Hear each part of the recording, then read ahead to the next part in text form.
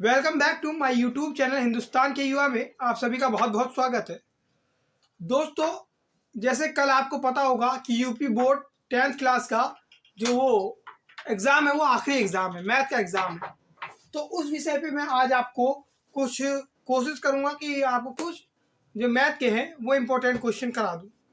दोस्तों, सबसे पहले तो आप जो मैथ की तैयारी करेंगे वो कुछ इस प्रकार करना है कि मैथ में आपके जितने चैप्टर हैं, ठीक, तो उन सब के उदाहरण एक बार पढ़ लीजिए। एग्जाम्पल जो है उसे एक बार रिवीजन करके जाइए एग्जाम्पल का। ठीक। दूसरी बात, जो एग्जाम्पल आप तैयार कर लेंगे तो वैसे अगर क्वेश्चन आएंगे जाहिर सी बात है आप कर देंगे। तो पहली बात क्या, सबसे पहले आपको एग्जाम्पल पढ़ के जाना है। मतलब आज आप थोड़ा सा 2 घंटे 3 घंटे एग्जाम्पल का जो है रिवीजन करेंगे मैथ में, चाहे टिक्नोमेट्री हो, स्टैटिक्स हो या सर्कल्स हो, कोई सा भी चैप्टर हो। अदरवाइज आपको उसका रिवीजन करना है। ठीक। रिवीजन करने के बाद, मतलब उदाहरण के रिवीजन करने के बाद आपको ऐसे छांट लेने हैं क्वेश्चन कि कौन से क्वेश्चन जो है सबसे ज़्यादा बार आए हैं। 2018 में, 19 में, 20 में लगातार क्वेश्चन आ रहे हैं, उस प्रकार के क्वेश्चन आपको करने हैं। ठीक। और वैसे में आपको जो मोस्ट इम्पोर्टेंट, जो सबसे ज़्यादा बार क्वेश्चन आए हैं वो करवाएंगे।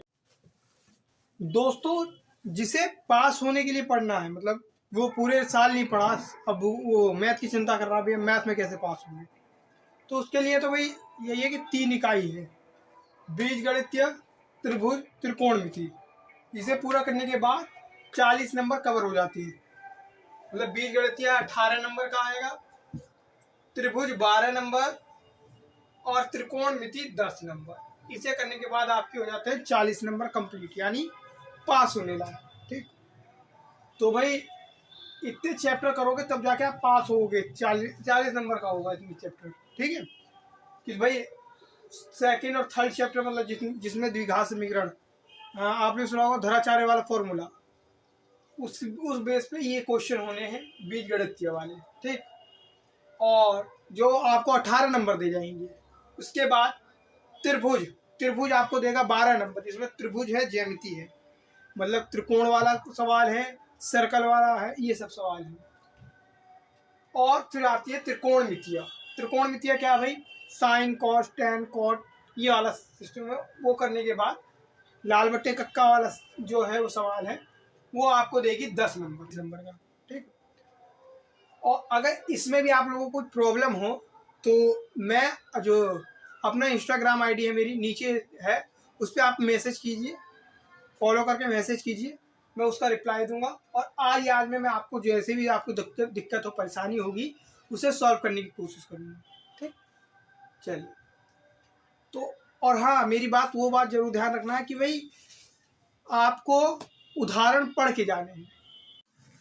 और अगर आपको त्रिकोणमिति में कोई दिक्कत आ रही है तो आप सांख्यिकी भी कर सकते हैं, कि कुछ लोगों को होती है भी त्रिकोणमिति में टेबल याद करने हैं, फिर प्लस फॉर्मूले याद करने हैं, उसके बाद 1/cos क्या होता है, लाल बटे कक्का, ये सब अगर नहीं होते हैं, उन पे नहीं कर पाते हैं वो, तो त्रिकोणमिति की जगह सांख्यिकी ले सकते हैं। ठीक है, सांख्यिकी कर ले। जिसे सिर्फ पास होना है उनके लिए बता रहा हूँ। और जो भैया अच्छे मार्क्स लाना चाहते हैं तो वो तो भाई पूरा पढ़ के जाए। और एक बार क्या है, एग्जाम्पल जरूर पढ़ें। मैं आपसे बार बार ये चीज़ रिपीट कर रहा हूँ कि आप एग्जाम्पल एक बार जरूर पढ़ के जाएं। और जो आपके मॉडल पेपर के बाद जो वो 3 मॉक पेपर होंगे, 3 मॉक पेपर होंगे ना, आपने कुछ भी लिया होगा मॉडल पेपर, किसी का भी लिया होगा, चित्रा का, किसी का भी होगा, मास्टरमाइंड का, तो उसमें आपके पीछे मॉडल पेपर होंगे 3, तो उसे सॉल्व करना है। ठीक है, इतना कर लेंगे। और हाँ, 1 मई से हमारा जो है एक बैच स्टार्ट होने जा रहा है 10th 11th 12th वालों का। एक बैच बनाऊंगा, 10th वालों का अलग है, 11th वालों का अलग है, 12th वालों का अलग है।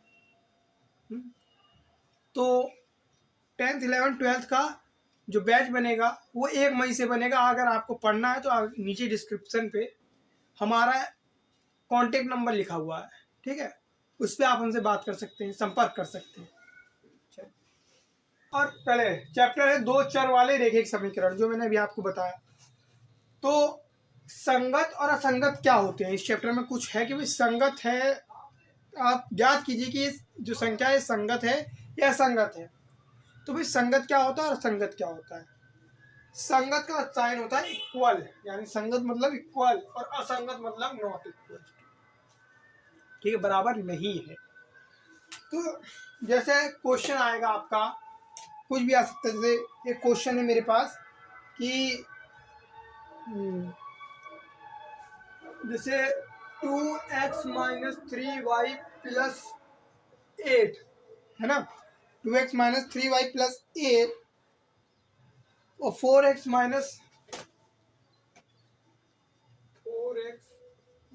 6y equal to 6y equal to,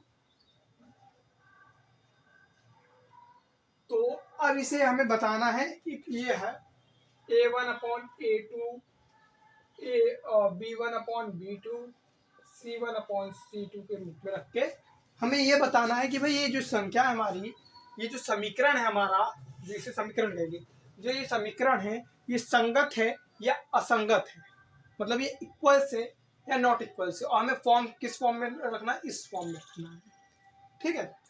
तो भाई अब इस फॉर्म में रखना है हमें, और ये भी देखना है कि भाई संगत है या असंगत है। ये जो मैं क्वेश्चन वाला लिया है मैंने, ये 2070, 90 और एनसीईआरटी टेक्स्ट बुक में हर जगह ये है, मतलब बहुत important, MIP most important question में से एक है जो मैंने इस वक्त ये क्वेश्चन लिया, ठीक है। कभी आप सोचिए कि भाई 1 नंबर का 2 नंबर का, लेकिन आपको बता दें कि पास होने के लिए और टॉप मतलब डिक्टेशन बनाने के लिए लोगों को 1 नंबर की जरूरत पड़ जाती है, ठीक है।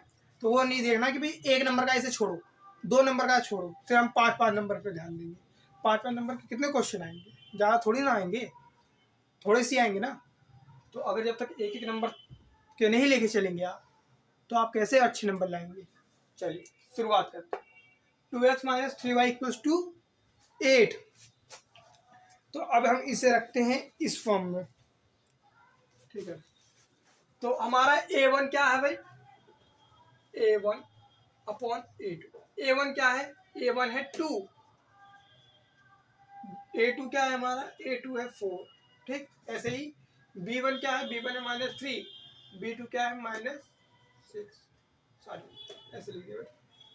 b1 और b2 क्या है हमारा -3 और -6।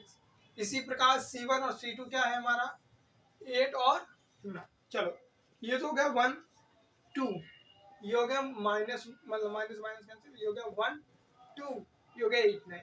तो भाई a1 और a2 equals to b1 b2 but not equals to c1 c2, ठीक है। a1 a2 संगत है b1 b2 के, लेकिन b1 b2 संगत नहीं है c1 और c2 के, ठीक है। ये आपको पता होगी, इससे दिख रहा है आपको, ठीक। तो अब हम इसे का आंसर कैसे लिखेंगे, यहाँ आंसर लिख देता हूँ, छोटा बोर्ड है, ठीक है। यह आंसर लिखते हैं कि जो आंसर में लिखेंगे इस समीकरण का कोई हल नहीं, मतलब ये असंगत है, कोई हल नहीं है, यानी ये असंगत संख्या है, असंगत समीकरण, ठीक है। इस प्रकार क्वेश्चन आएंगे। जो मैंने ऐसे क्वेश्चन लिया है ना, वज्र सबसे जो मोस्ट इंपोर्टेंट है वो है इसमें चैप्टर में वज्र गुणन विधि, ठीक है। तो वज्र गुणन विधि का एक फॉर्मूला होता है, वो फॉर्मूला होता है ये, फॉर्मूला होता है ये फॉर्मूला वज्र गुणन विधि का ये x upon b1 b upon b2 c1 upon c2, तो इसमें हो जाती है क्रॉस मल्टीप्लाई, मतलब b2 के c1 में b1 के c2 में, फिर y अपॉन ये, फिर 1 अपॉन ये, ठीक है। ये फॉर्मूला। तो अभी क्वेश्चन देखिए, निम्नलिखित इस प्रकार का क्वेश्चन आएगा, ये भी 2019-20 में आया हुआ है, ठीक है। निम्नलिखित समीकरण के युग्म को हल कीजिए वज्र गुणन समीकरण विधि से, ठीक है। किससे, वज्र गुणन समीकरण विधि से। तो ये आ गया हमारे पास question.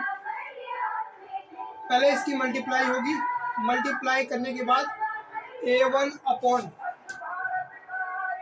a2 b1 upon b2 इस फॉर्म में लगाना है, जैसे मैं पहले वाले में बताया। उसके बाद इसे उठाने के बाद इस फॉर्मूले को त्रिकोण विधि में लगाना है, उसे सॉल्व कर देना है। ठीक, ये क्वेश्चन आपको खुद करना है। अगर नहीं हो तो मेरे इंस्टाग्राम आईडी जो नीचे लिंक है इस पर आपको जाना है, तो वहाँ आपको इस क्वेश्चन का जो है आंसर मिल जाएगा। देखिए समय का तकाजा है, समय नहीं है इतना,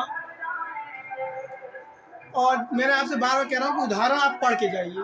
हो सकेगा तो मैं आपको आज शाम को भी इसी टॉपिक पे वीडियो दूंगा कि मैथ के ऊपर, मैथ के मोस्ट इम्पोर्टेंट क्वेश्चन के ऊपर। ठीक है, लेकिन ये क्वेश्चन आपको करना जरूरी है। नहीं हो तो इंस्टाग्राम आईडी जो नीचे है उस पर आपको जाना है, वहाँ आपको इसका आंसर मिल जाएगा। और कैसी भी प्रॉब्लम हो, किसी भी चैप्टर में प्रॉब्लम हो, आप मेरे इंस्टाग्राम पर जाके मुझे फॉलो करके मैसेज करिए, मैं उसका आंसर दूंगा आपको जैसे भी। ठीक है,